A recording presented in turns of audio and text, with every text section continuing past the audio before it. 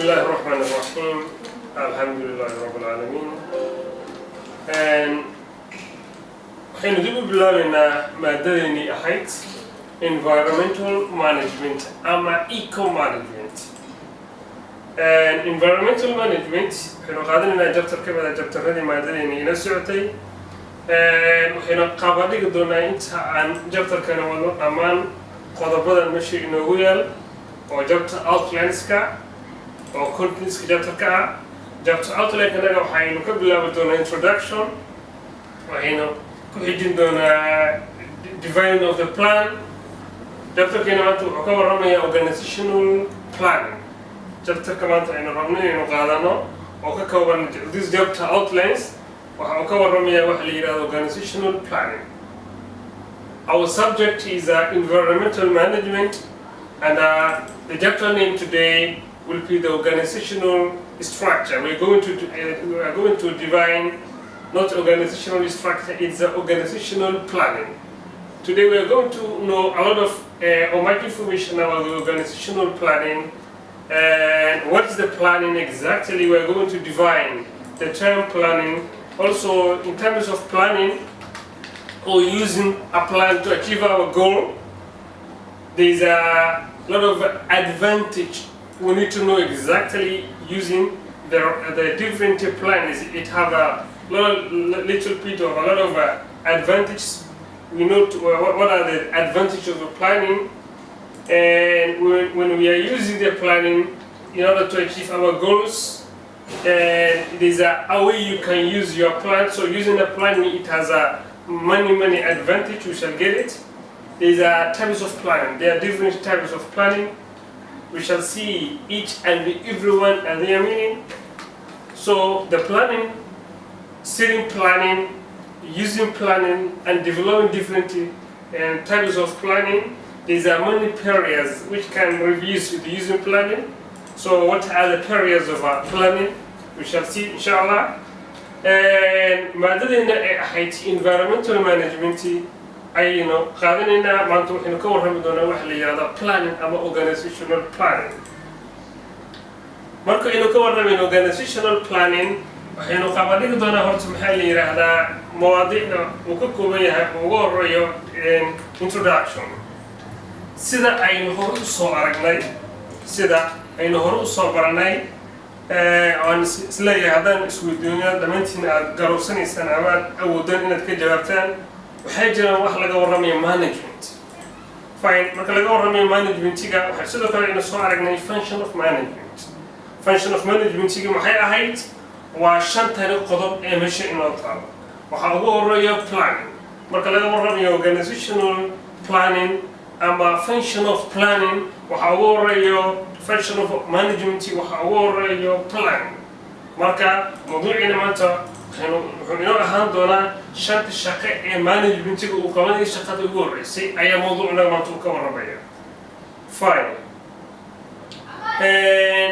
Marka aynu ka hadlayno waxa la yidhahdaa planning waa maxay faa'iidooyinka gaarka ah uu leeyahay hay-addu. Function of management aynu soo aragnay maxay ahaayeen? waa planning, organizing, staffing, leading and controlling.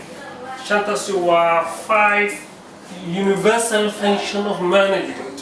waa shanta shaqo ee caalamiga ah ee maamulka uu leeyahay. qof kastoo maamula waxaa laga rabaa inuu qabto shantaani shaqo. waxaa ugu horeysa waxa la yidhaahdo planning, qorshe dejin. faa'iidada gaarka oo ay leedahay qorshe dejinta in noocyada qorshuhu waa mawduuciina maanta waxaynu u taaganahay inaynu qabaadhigno.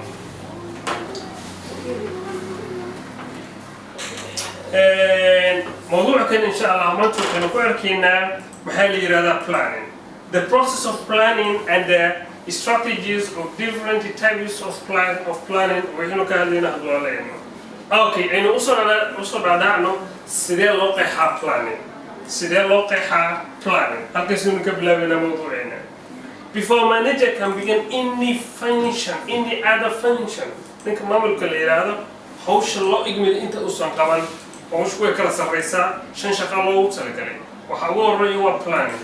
dhamaan hawlihii maamulka loo diray, ninka maamulka hawlaha u yaal dhan inta uusan qaban hawsha koowaad ee la rabo inuu kow ka bilaabo waxa la yiraahdo planning so sida awgeed planningka ayaa waxa ugu horeeya ee laga doonayo qofka inuu qabto fine qofka maamulka waxaa looga baahan yahay in uu kow inoo dhiso bay-a aynu ku shaqeyno bay-adaasoo ay jiraan iyadoo hadba lagu xisaabtamaya jawiga dhaqaale iyo jawiga siyaasadeed ee jiraan in uu dejiyo qorshahaasoo loo baahan yahay in hay-adda ay ku shaqeyso waxaa looga fadhiyay shaqadaas inuu qabto waa ninka la yihahdo maamulka waxaa had iyo goor muhiim ah in uu ku xisaabtamaa in sida lagu gaari lahaa achieve goals hadafkii iyo goolkii iyo higsigii fogaa aynu lahayn iyo kan ogaaba sidii lagu gaari lahaa qorshe cad oo cadaynaya ayaa looga baahan yahay ninka maamulka inuu la yimaado fine waxyaabaha markaa laga dhex helaya qorshaheena waxaa ka mid ah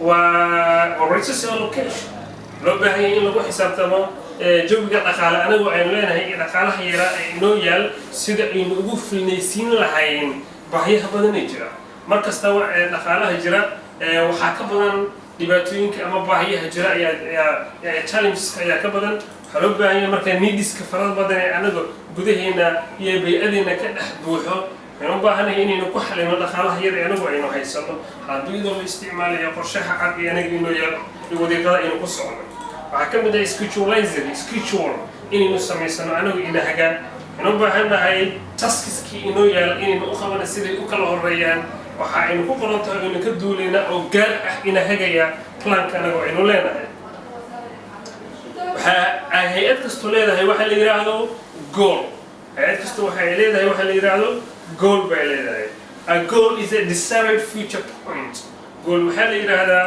future state halka anagu aynu rabno inaynu gaarno halka aynu higsanayno that's our goal hay-ad kastona waxay leedahay goolkaas oo la raba inay ka dhabayso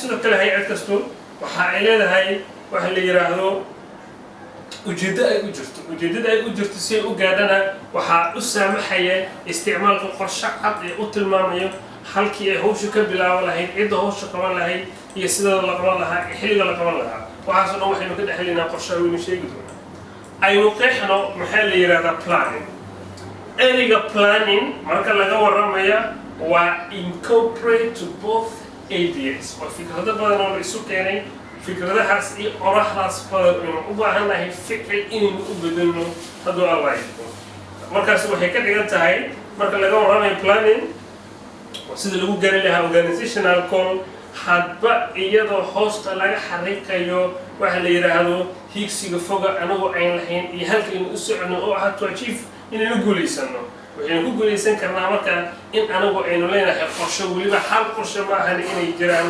qorshayaal dhowra hay-addu marka ay leedahay qorshe iyo qorshayaal way ka awood badan tahay marka hay-addu ay leedahay only plan waxay leedahay for certain level inay gaadho challenge mucayan inay iska ay wajahdo laakiin markii hay-addu ay leedahay different plan A plan B plan C contingency plan hay-addu waxay awood u leedahay wax badan inay xaliso ama wax badan inay qabato fine planka uu kala baxa waxaa jiro mid sanad ka yar iyo mid sanad ka badan ama waxaa jiro waxa la yidhahdo short plan iyo long plan baa jira short planningka waa sidoo kale waxaa la yidhaahdaa waa preparing today and tomorrow u diyaargarowga maanta iyo berri waa qorshaha yar ee anaga inoo yaal aynu rabno inaynu ka dhabayno ama inaynu qabaadhigno sidoo kale sida loo qaban lahaa howlaha anaga iyo cidda qaban lahaydna waa waxaa planka loo sameeyey inuu anaga nahdo isla markaana qorshaha inoo degsan inaynu wax siduu inoo tilmaamay inuu ku shaqeyno wadadiisana raaco